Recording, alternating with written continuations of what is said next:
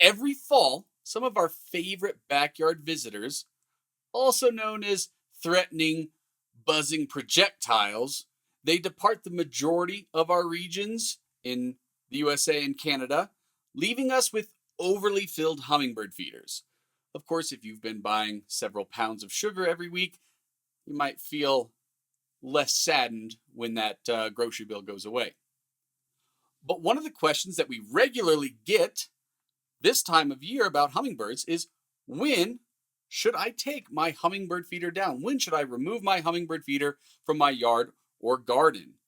I have developed some simple maps to help guide your feeding practices so you know the best time to take your feeder down every fall.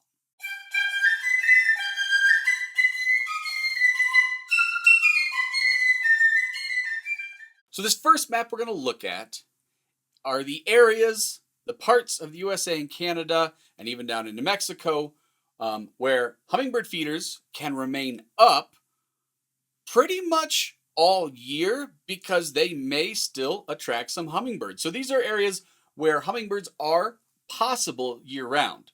Maybe not the same species or individuals all year, but there is still a possibility for a hummingbird to be visiting your area. So as you can see in this map, all the way up the Pacific coast into Western Canada, right?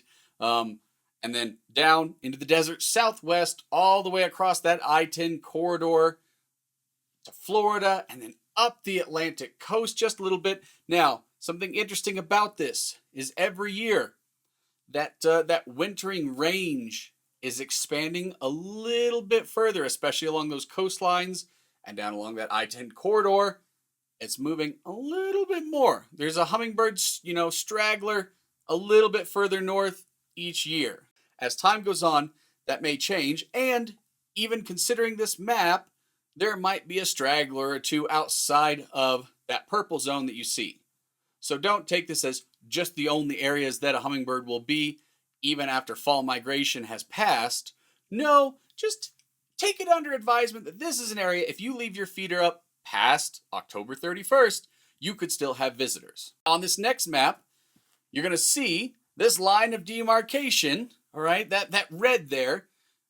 By September 27th, you are fairly safe if you want to take your feeders down, because it's highly unlikely that you are to see any more regular hummingbird visitors.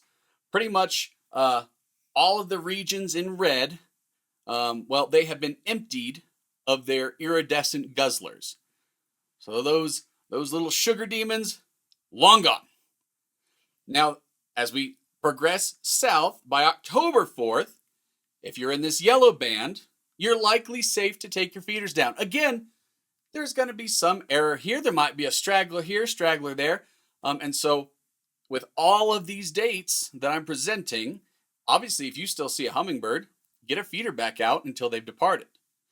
So then we progress October 11th for that band there, October 18th, October 25th. The data collected over generations of birding actually informs us that for the majority of the US and Canada, most hummingbirds have departed by Halloween, October 31st. Pretty much anywhere you are within those bands except for maybe the purple or maybe those lower bands there.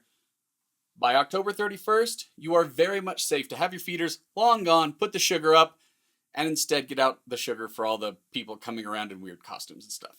Different sugar. Swap the one sugar for the other sugar, and you're feeding other little, sugar monsters out there. Again, stragglers in those areas? Potentially. But generally speaking, if you follow the dates on those bands, you are likely safe to not have any lingering hummingbirds by that date, and then keep progressing further south from there. If you're right on the line, go with the next one down from you, because you're on the lower end. There may be, someone still hanging out a little further north than the others. So with that in mind, it leads us to another common question. And that question is, will leaving my hummingbird feeder up prevent hummingbirds from migrating? Which I will answer in my next video. So make sure to subscribe to Flocking Around. Give this video a like, all the other little things you do on YouTube. And if you have more questions, drop them in the comments below. And if there's something that I can provide more context to, I'll either try to respond in the comments or make a video answering your question down the line. Thanks.